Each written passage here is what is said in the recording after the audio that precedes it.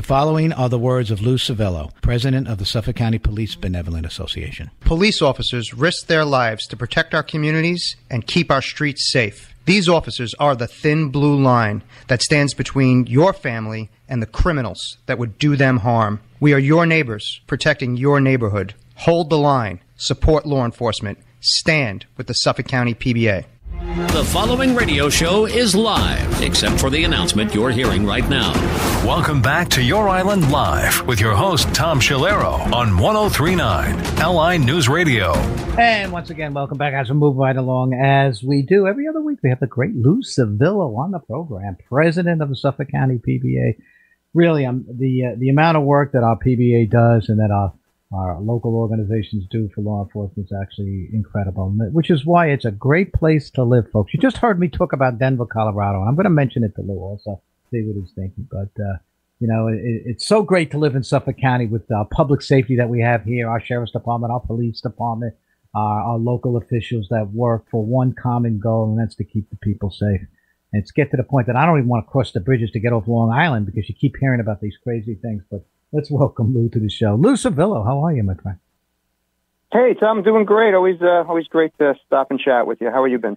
I'm doing all right. I mean, what are your thoughts on that? I mean, we deal with, normal problems in law enforcement, and obviously our PBAs are so important to keeping people safe. You and I discussed that, I think, on the last show. And because the goals of law enforcement, the goals of the men and women of our police departments is the same goals of our citizens, the public, and how they want public safety. But then I read about what's happening. And we see on the news what's happening across the country. And it'd be interesting to see or hear really what your point of view is. We take everything from the prism of Suffolk County, which, we work hard and things are good. And I have to say that more or less things are good. But you get a guy like this Mayor Johnston, who says that he's gonna put his police officers. Lou, I have to laugh. He's going to station police officers at the county line to stop federal forces from coming in to deport undocumented immigrants.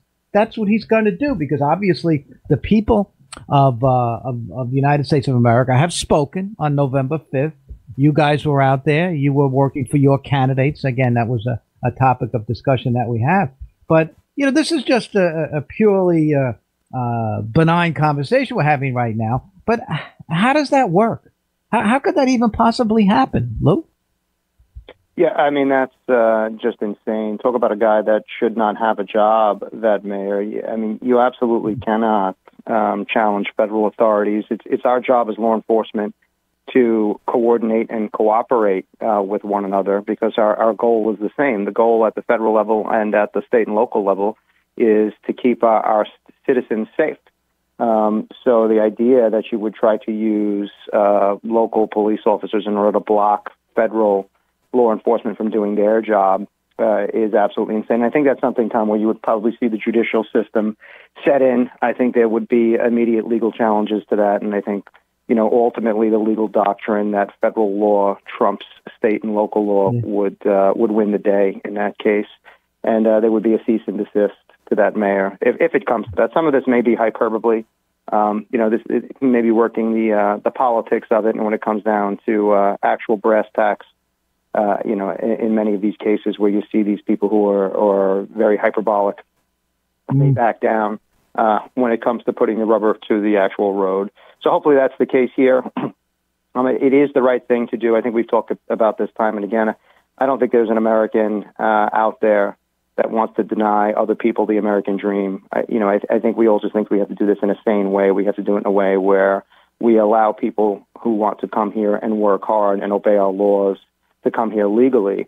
What we can't do is what we currently have, where you have this migrant population, this criminal population who come here illegally, who bring drugs and gangs and poison our streets and our children with fentanyl. Those people, the criminal migrants, are the ones that we have to work on deporting. The Venezuelan prisons that were opened and just dumped into our country. We have to undo all the damage and the harm that was done under the Biden-Harris administration and get back to an absolute rational policy. And that's right on. I mean, that's, I think, what most Americans are focusing in on is the Trendy gang and all this stuff. Obviously, we saw what happened to Laken Riley. She's symbolic of the migrant crime that has come over. And I think what you said is, I'll underscore it, is just opening up the jails in some of these countries and saying, just get the heck out and we can make our countries much better. So they come across and they take advantage of some of the lax laws that we have. Yeah, but my concern has always been, obviously, the new administration has to go after that criminal element. I can't say it any stronger. And we have evidence of that here in our own county when during the first Trump presidency, he came in to focus in on the problem with MS-13. And he stood by the Suffolk County Police Department and so on in order to deal with that problem. There was nobody raising up and saying, oh, we've got to worry about the rights of these people or anything like that. The rights of the people you have to worry about are the rights of the people never to have another Laken Riley again. That's where the rights belong. And I think that's where common sense comes in, which I think we have in this county. Maybe I'm praising Suffolk County too much, but I think that's really what we need to underscore. And so I think when we look at this whole problem, we look at these mayors, and it's not just him, it's the mayor of Boston and what she's saying. It's up here in the Northeast that this does present a problem. Is there any evidence? Are our officers dealing with some of these issues with this migrant crime wave that's going on? You don't read too much about it, so I'm going to make an assumption we don't have the problems that New York City has. But what do you hear? We don't have them to the extent New York City has. So we are seeing those gangs here, those Venezuelan gangs. But we actually prosecute crime here, right? We have a DA that actually does the job, unlike Manhattan DA Alvin Bragg, who you just saw just recently. One of his own ADAs was attacked, right? Yes, individual exposes himself to her and then robs her. I mean, talk about ironic. Here you have someone who actually works for the very district attorney that is allowing this to happen, who is a victim. So it's just a travesty, and I think that they know they have free reign in New York City. So why come out here where our police are going to arrest you and our district attorney is going to prosecute you when you have free reign in New York City? So I think that's a mitigating factor when it comes to us not having the problem to the extent that New York City does. But we certainly are feeling some of the effects here. We are seeing the gang activity out here increase. There isn't some sort of invisible wall at the Queens line. Nassau and Suffolk are not immune from this crime and from these gangs and from the effects of the border being as wide open as it was. But we're not feeling it to the extent that New York City does. And I'm very hopeful for changes. We saw the other Soros-bought DA in California. That bill was defeated. So that is a great sign for the country. And I know Alvin Bragg has his own election coming up, and I'm hopeful that we will take a cue for once. For once, I'm hopeful that we will take a cue from California, and they will give him his unemployment papers and send him walking. And let's get back to a policy where we can travel to New York City again, and that we make New York City a safe place for the people that live there and the people here on Long Island that go there to work and want to go there to play. Interesting. I think it was 2 weeks ago, you and I were talking about, let's say, the movements in California with obviously very, very far left governor, and we see some of the mayors there that will not be cooperating with law enforcement and things like that. But when it came right down to it, the people of California voted for Proposition 36. They wanted to see an upgrade in felonies on retail theft and so on. So if you could remember, you and I were speaking about this. So I posed it on our Albany edition on Thursdays. And I think it resonated well with Senator Murray and Assemblyman Doug Smith and Assemblywoman Jody Giglio to possibly look into a referendum that will ask people, very similar to the Proposition 36 in California, because we're not going to get it through most of the members of the Assembly and some members of the state Senate in order to do the right thing. It's common sense. We know this needs to be done. And you have Democrats and Republicans, and I'm talking about rank and file. I'm talking about the citizens, the people that you serve in terms of public safety and so on, that I think they would vote for that. I think they would vote a Proposition 36 type of thing. So we were going to look into that, and we'll probably look into it in the new session to see if we can get something like that on the ballot, and what is it going to take to put something like that on the ballot. And in order to help our officers, one thing I worry about, and I know it's foremost on your mind, by looking at this migrant crime wave and what's taking place, and to make sure that we have good law enforcement to make sure it doesn't happen out here, is the safety of our cops. And I think that's so important. Every time, tragically or God forbid, we have an officer just injured, you go to the hospital, the county executive goes to the hospital, the support is there. It's among the fraternal organization and also among the elected officials. But how much does that weigh on your mind? I mean, the danger level of policing and what we can do, all of us, what we can do to make our officers safe. Yeah, it weighs on my mind heavily. It's always there. You know, you never want that call that says one of your officers has been hurt or, God forbid, kills.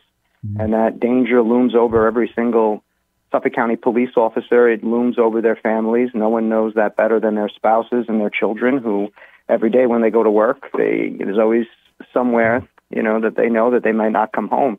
So it's something that we always have to be on our guard for, and we have to train for. And, you know, part of it is investing the proper resources to make sure that our officers have every tool they need to stay safe. And that's something that I'm proud to say the County Executive Romaine is doing.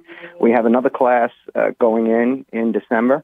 So we're going to add to our ranks, and that's incredibly important. Having that backup, as you know, we had Officer LaFauci just a few years ago that was shot and almost killed because he didn't have proper backup, because there was no one there to return fire once he was shot. So hiring officers, making sure that our police precincts are properly staffed is critically important to keeping our officers safe. The other part of it is training. And I'll tell you, Tom, over the weekend, I was able to attend an event with one of our 3rd Precinct officers, Dylan Rankin, who is a world-class athlete, competed in an MMA event, was successful, showcased his MMA skills. He had members of the Suffolk County PBA were there, many members, to cheer him on. And what a great event. And here's a great example, because it's not just Dylan, but it's a whole group of young Suffolk County police officers that gather a couple times a week on their own time just to train in jiu-jitsu, just to train in tactics, just to keep their minds and bodies sharp. It's that sort of dedication, even on their own time, that really takes us to that next level that allows you to de-escalate or to even use less force in a case where you might have to reach for that taser or that ASP nightstick. When you have that skill level, knowing things like jiu-jitsu and martial arts and keeping your body in prime condition is really both good for officer safety, but it's also good for our community. Yeah, you know, and I'm glad to hear that. I mean, I had a smile here just to see our, and you could picture our young officers doing that. You know, they're taking this. It's more than just taking it as a serious job. It is, but what's at stake? And what's at stake is, of course, officer safe, but it's also what's at stake is the safety of the public. The public expects that. You know, I can remember when I was in the academy, one of the things that the academy instructors say, that when you go to a scene, you know, there's always a crowd around and everybody's milling.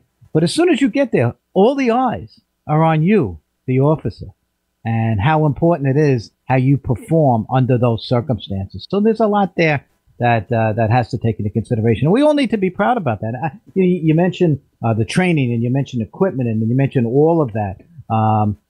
I would say this, I may take a chance by saying this, but I think the public supports that. If our police department needs X, Y, and Z, the public would support X, Y, and Z to our local politicians, to our county executive, to our town supervisors and our county legislators and so on. I think they would support that because they know in the end, as I keep saying, it transfers down to the safety of the people in our neighborhoods. And so I think when our organizations, our police organizations and so on, are saying that there's certain needs, I think those needs can be easily fulfilled under the climate. Your thoughts? Yeah, most certainly. You know, and I think it goes to mental health too. It's something that we really need to do more on for our police officers. You remember, Tom, at the beginning of this year, we lost 2 Suffolk County police officers to suicide, 4 in total of Suffolk County law enforcement that we lost to suicide. So, you know, I think we need to invest more resources in that, too, because not only do these police officers get their bodies injured, but our minds are injured over time from just seeing what we see and dealing with what we deal with over and over and over again. And I'm glad there is a culture shift, I think, nationally in law enforcement to sort of break the stigma with mental health. and also to treat ourselves better, to recognize that we do need to condition both our bodies and our minds to stay in good mental health and stay in good physical health. You know, when I started, Tom, it was common to see cops smoking. Our diets, consisted of fast food because of the hours. The only thing you're going to find open is a Chinese food place, or you're eating that pizza. And now, when I notice with the younger police officers, is they're eating healthier. They don't smoke as much. Alcohol has certainly reduced as part of the culture. You're seeing more towards an inclination towards health, which is something that I think is desperately needed in our law enforcement ranks and in our country. I was very glad that President Trump embraced the Make America Healthy Again movement and chose RFK for the position that he did. We are one of the most unhealthy countries on the planet, even though we're spending that much money. The solutions offered by the drug companies and the healthcare system are, things like Ozempic that we're marketing to children. We shouldn't all be on Ozempic. We have to live healthier lifestyles, and I'm proud to say our law enforcement officers, especially that younger generation, they are embracing that. Yeah, so important. I keep thinking, because I work midnights, and what was it? Taco Bell, McDonald's burger. Right. The worst thing in the world. At midnight. And I was talking to a doctor once, and he said that police officers have one of the biggest problems with police officers is high blood pressure, because they don't sleep right, and they don't eat right. And that's something I think you just underscored, and I think how important it is to go out and do that. Yeah, I had a whole bunch of things I want to talk about. We only have a few minutes left. The media. People are always criticizing the media, and I'm going to criticize them right now. I don't think they cover what our police officers do in the course of heroic actions that take place. You and I have covered it on this program many times on some of the great things our officers do here in Suffolk County. And it just, I don't feel that they don't cover those instances. They might put it on page 17 or page 20 or page 37, but it's never, right up front where the public can digest it and see, wow, what a great thing. I don't know. It's just, I guess I'm not even asking a question. I'm just sensing a level of frustration with that. Because I learn about some of the things that our Suffolk officers do. I learn it secondhand, thirdhand. I don't see it in the media. You? Yes, and that's why we're so incredibly grateful to you, Tom, and to your listeners for really shining a light on the great things that our officers do. This stuff is happening every day. Every day we're out there saving lives, delivering babies, and just in the normal course of duties, just serving and protecting and doing everything we can to make our communities better. So, having this forum, Tom, that you offer us, having me on a regular basis, and you always making, a priority to shine a light on the great acts. We are incredibly grateful to you for that, and because we don't get the recognition that we deserve. These men and women are out there risking their lives, and they do a fantastic job of it. So thank you for that. And I want to we're obviously going to continue to highlight that. We're going to underscore it even more. We've got to get through our legislature so they can start to see, and it's going to start again soon. I know you'll be up there in January talking to some of the members of the Assembly and Senate. You'll have your legislative program that you want to put through. Ray Tierney, same thing. He usually follows you on this program. He's feeling a little under the weather today, but he'll be with us in a couple of weeks. And he just bounces off a lot of what you say.